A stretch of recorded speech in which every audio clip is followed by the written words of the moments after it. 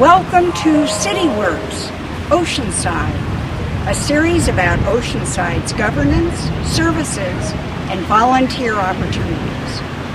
My name is Diana Wendham, and along with Lynn Hinshaw and possibly others, we are going to be exploring how Oceanside is run, the services it provides, and how you might become involved by volunteering. We are going to explore City Hall and all its various aspects, the police department, the fire department, our beautiful library, Tri-City Hospital, the very necessity of life, water, veteran services, and more.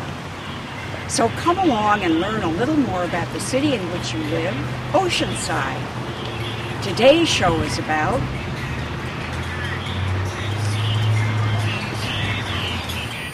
Hi, I'm Taylor Balance. Welcome back to CityWorks. We're here today in the Water Department offices at the Oceanside Civic Center.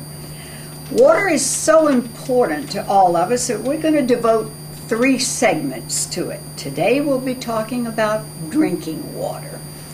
I'm here with Carrie Dale, the Water Department Director. Carrie is a real plus for Oceanside, since she also served in the Water Department at Carlsbad before coming to Oceanside. Carrie, can you give us a little information about your background?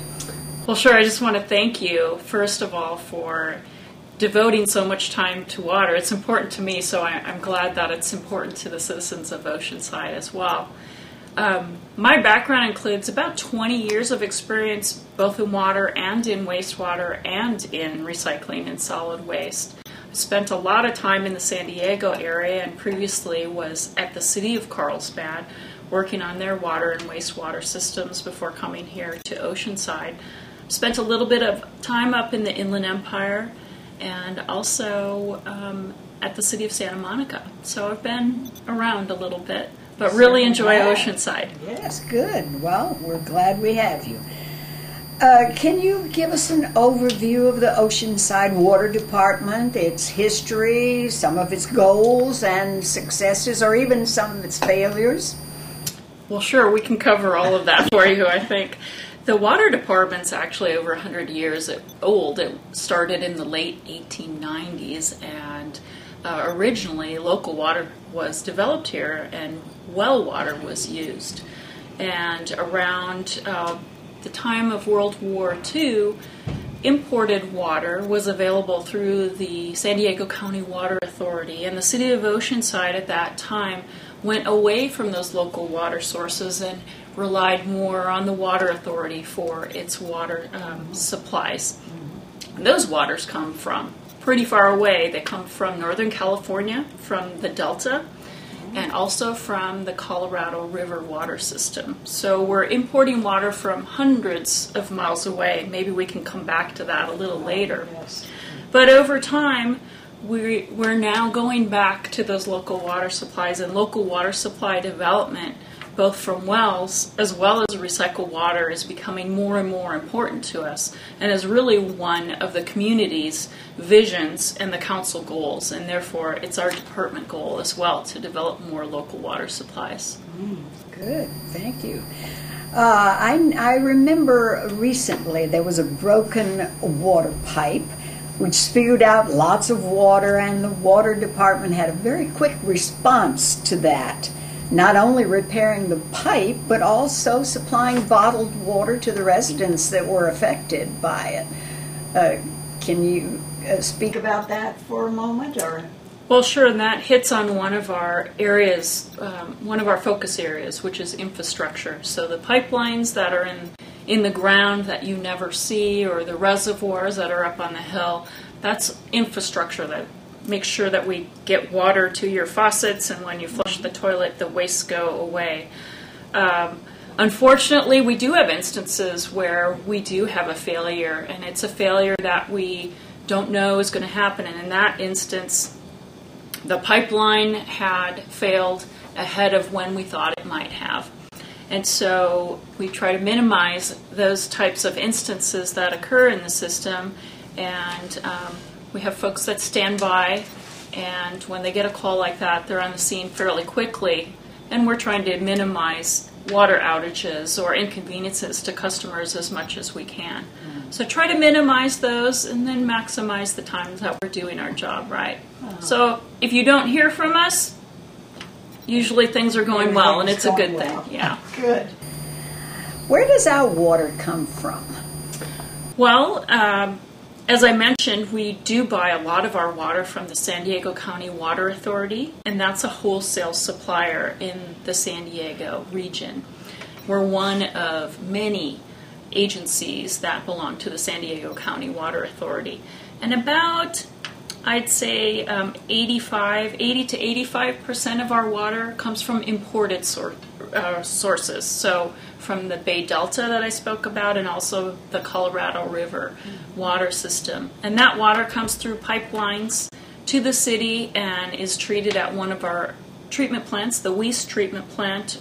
But we also buy a small portion of our water that's treated by the Water Authority. And then about 15 to 20% of our water is locally produced. So it's taken from the Mission Basin in the San Luis Rey River, extracted from wells, and treated at a treatment plant that's close by the movie theaters off the 76. Oh, yes. Well, so we have many water authority agencies in our area. We do, and one of our success stories is really being able to network with those other agencies and get economies of scales with projects that we might find of common interest to all of us. And maybe we can talk about that a little bit more in our Recycle Water segment. Recycle segment, yes. And we'll be doing one on the reclaimed water, yes, too. Why don't we go over a typical Oceanside water bill or utility bill? We have one here. And perhaps we could go over it and see what it involves. Hi, I'm a management analyst here from the City of Oceanside Water Utilities Department, and I'm here to review your bill with you. For more detailed information, you can always look at the back side of your bill, which explains all of what's on the front and more. Most of all, the important thing to remember is that there's 4 services on most bills. Those include water, sewer, contract trash, and city waste disposal. The water, which most people are concerned with, is billed based on the size of your meter. We're going to talk about residential meters because the majority of Oceanside customers are residential. Most residential meters are a 5/8" meter. That's part of your fixed charges. Those fixed charges are the same every month, and they're based on the size of the meter. The other charges in water are variable charges that are based on how much water you use. We bill at 2 tiers for residential customers. The first tier is for 0 to 13 units of water used, and the second tier, if you go above that, is for the 14th unit and above. So you're paying a higher price for more water used. Now, when I'm talking about a unit is equal to 748 gallons of water. It's also 100 cubic feet. Sewer is billed based on a winter quarter average. Your winter quarter average is established by looking at the water used and averaging it for January, February, and March. We then take a rate of return, so it's not 100% of that water, but it's 95% averaged, and it's on 3 tiers. Several of the charges on the bills are pass-through charges. Those are charges that are coming from Metropolitan Water District or San Diego County Water Authority, and a pass-through charge is one that's passed on directly to the customer from one of these agencies. For a description of all of your charges, again, take a look at the back of the bill. That's going to be the best place to reference that information. Or feel free to give us a call, 435-3900 or go online to our website at www.ci.oceanside.ca.us. And for conservation tips, www.savewateroceanside.com. Thank you. Teresa Gomez, the water analyst for Oceanside. Carrie, can you tell me now, I look at this bill and I see $4.30 for water, but the total bill is $87.66. So there's a lot of other charges there. I have some explaining to do. All right. and that's a common issue that we get when folks call in and say, I've been conserving water, but my bill is still not going down. And I think one of the misconceptions that maybe I can clarify here is that there is a lot of infrastructure that's in place to make sure that when you turn on the tap, the water comes out every day, 24/7. Not only is there a lot of infrastructure within the city, but throughout California and the Southwest region, there's large reservoirs and huge pump stations and pipelines that pump the water and store the water for times when we have not a lot of water raining down from the sky or snow melt coming down. We are in an arid climate and need to store that water and transport that water. So a lot of the charges that you see here reflect the large investment that we've made in infrastructure and continue to make in infrastructure, and we have to continually renew that infrastructure and make sure that it's in good working condition. Because like I said, I like to have water when I turn on the faucet, and we know that the customers do too. So that's part of what we're doing every day. So the water that we acquire has to get stored somewhere, and I think you've covered some of that. And how is it treated? As I mentioned previously, the city has a large treatment plant that treats raw water coming in from the State Water Project and from the Colorado River. It's called the Weast Filtration Plant, and it's located off of Gopher Canyon Road outside of the city limits. And we're very fortunate to have a water treatment plant because we see some savings in the cost to treat water versus buying that water already treated. Welcome to the Robert Weist Water Filtration Plant here. I'd like to show you a little bit about how we operate and what a water process is here at the Weist Filtration Plant. We have water that is imported from the Metropolitan Water District via the San Diego County Water Authority. The source of the water is the Colorado River and also the state project water, which comes from Northern California. This raw water enters the plant and is mixed with chemicals. It goes through flash mixing to get the chemicals mixed thoroughly with the raw water. It goes through serpentine, well actually it's an open air baffle system, and the particles are starting to glom together to make bigger pieces of flock, larger particles that make the filtration process more efficient and more effective. So filtration has to do with the water going through dual media filters. There are 8 of them. So once the water is filtered, it comes out, it's chlorinated, we add ammonia, and then it's sent out to the city of Oceanside completely under the power of gravity. So no pumping is required to get it down the hill. Fabulous. We're here at the laboratory here at the Weist plant where our field tests are conducted. The operators are looking at the water quality of the water that's coming into the plant and also the water quality that's leaving the plant to ensure that it meets our standards and that it meets all state and federal requirements. So I have John Wickstrom here, who's our most senior operator on site, and he's going to tell us a little bit more about the laboratory and then also tour us around the facility. Great. Thank you, John. Thank you for taking time out to show us around. Hello. This is one of our main testing instruments for measuring how well the treatment process is working up here. And this is basically just telling us how clear the water is. And then we also measure for chlorine residual, which helps to eliminate bacteria and other diseases that we wouldn't want in the water. So we use those two are our two major physical parameters that we test up here. And Okay. All right, so we go look at the plant. Okay. So this instrument is basically just how we control the flow of chlorine into the plant, the amount of disinfectant that we're putting in the plant.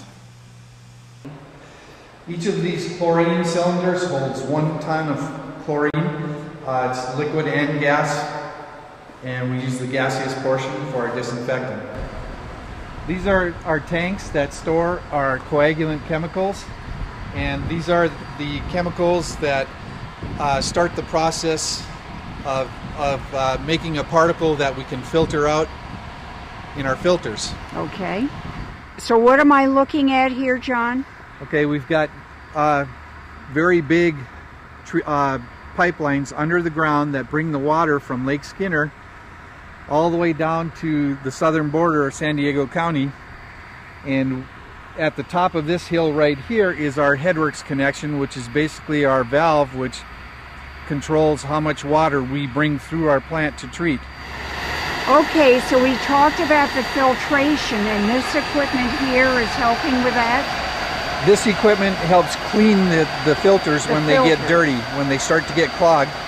These spray all the filter particles and help clean them up. Okay. And then the other portion is we run water backwards through those filters to help wash all the dirt away. And then these pumps over here are just the surface water, which supplies water to all the buildings around the plant. Okay. Drinking water and other water, hose water.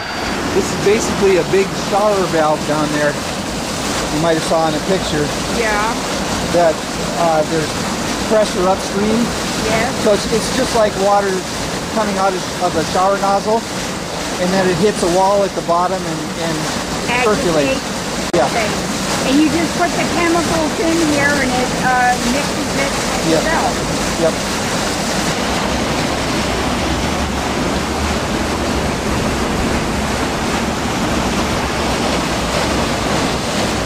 And this just makes the dirt particles bump into each other and grow larger.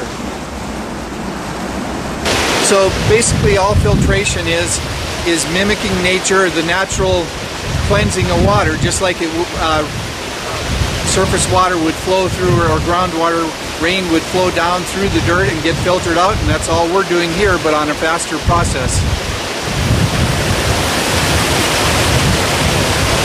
What are we looking at here, John? All right, this is when we clean a filter, all the dirty water comes down into these concrete basins, then it's pumped out of those and into two secondary basins, and a good portion of the dirt settles out and starts filling up those basins. From there it spills over into a secondary basin where it has further settling, and from there then it spills off into a return sump where these pumps are over here, and that water is then pumped back up into the mixing chamber and we retreat the water again. All right, and so now tell me about this debris that's here, right in the basin close to us. Now this is a bed that we've taken offline because it got full, and then we let it dry out for a month, 2 months, however long it takes, and then we shovel it out with a loader, and then we dispose of the material on site right here. Right here, okay. So the plant was built in 1983. You said this design actually goes back into 78 or so. Well, I'm not positive just when they first started, but it's, yeah, I'm sure it was a couple years before the plant was actually built. And so this is the original control panel? Yes, this is the original paper chart recorders, and we have a what they called a computer system at the time, but this button is what controls the backwash sequences, automatically controls the valve, and basically we just punch a button to move to the next one and push a button to start it. And then over here we have what we call our SCADA system. And this is the more modern system here with computer displays and the reservoirs that are around the city. Mm-hmm. We can watch the levels on them and the pressures in the system. And if we need to, we can open or close a valve to fill or let a reservoir drain out in the system. Fabulous. And there's alarms associated with a lot of it. Yes. Can you tell me about the test wells that are being drilled in Oceanside Harbor under the direction of Jason Dafflin? Sure, I'd be happy to explain that.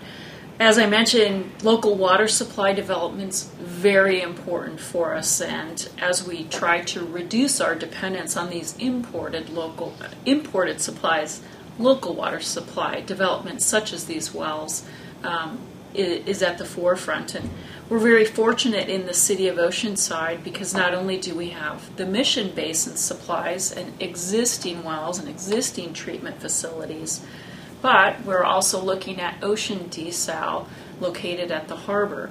The project that's going on right now is a hydrogeological study. So looking at what's underground, under the sand, under the parking lots areas for potential water extraction. We believe that we can install several wells there in the near future and pipe that water over to our existing Mission Basin facility for treatment. So the project, if you're down in the harbor, we've got a couple signs we want you to look at telling you about the project, and we hope to have more water supply development occurring in that area, which is really great for San Diego and great for Oceanside. Certainly is, yes. I understand a new solar field has come online to help supply energy at the San Luis Rey filterization facility. Can you elaborate any on that? Well, of course, and that's a really interesting project that came online in December of 2012. It is a solar, green, clean energy project that's co-located next to one of our wastewater treatment plants. Produces 1 megawatt of quiet, clean energy that we use on site instead of buying power from the grid. We did that by entering into a public-private partnership. So there's a private party that purchases, installs, and operates the system, and we enter into an agreement to purchase that power at a lower cost than we would otherwise pay SDG&E, which means the ratepayers aren't putting out the money for the capital investment, but we still reap the rewards. So we're really happy to have a project like that in the city. It's the first one that's been installed and operated within all of the city infrastructure, and so we're pretty proud of it. Proud of that, yes. That sounds really promising. That subject, of course, will be covered a little more in depth when we do the segment on reclaimed water, I believe. So before we go into the long-range goals for both potable and reclaimed water, I'm wondering, are there any volunteer opportunities anywhere in the water department? Well, sure. We certainly encourage people to volunteer as members on several of our citizen committees, and there's opportunities to serve on the Utilities Commission that looks at what is going on in both water and sewer, and we also have opportunities on the Integrated Waste Commission. If folks are interested, they can certainly call the clerk or stop by the clerk's office. It's located here at the City Hall complex. Mm-hmm. And we also sometimes have opportunities for students to do internships or to volunteer at our plants. Those are a little bit fewer and far between, but we certainly try to help students or others coming up in the industry develop their skills so that we have people that can operate our plants for the future. Mm-hmm. Do you have a lot of employees in the water department? We have about 140, which is a pretty big department. I think it's the second largest department in the city behind the police department. So quite a big group. All right. So what are the long-range plans for the water department? Any special long-range plans? Well, we do have our strategic plan that's posted on the city's website under the water utilities page, and I'd certainly invite people to take a look at that. That gives some very specific goals. But some of the big goals for us are local water supply development. It's efficiencies, which translates into fiscal responsibility and rates, trying to keep those as low as possible. Infrastructure is vitally important to the economy. Yeah. Carrie, can we expect a rate change anytime in the near future or down the road away? Well, we do have one coming up, unfortunately, and will be similar to what we've done in the past, which has been passing through the increases that we're realizing from the Water Authority and from Metropolitan Water District. We know that these are tough times for people, that people are struggling, and so for that reason we have not increased the internal rate, or the rate that the city costs, or the city costs have not gone up in the last couple of years. So unfortunately, those rate increases that are coming from the Water Authority and from Metropolitan, we do need to pass through because they do reflect true increased costs that we'll realize. I want to thank you and Teresa for being here with us today. It's been very informative, and we certainly have enjoyed talking with you about it. We'll be doing some other segments, as I say, on the reclaimed water and the recycle. So until next time, thank you so much. Thank you.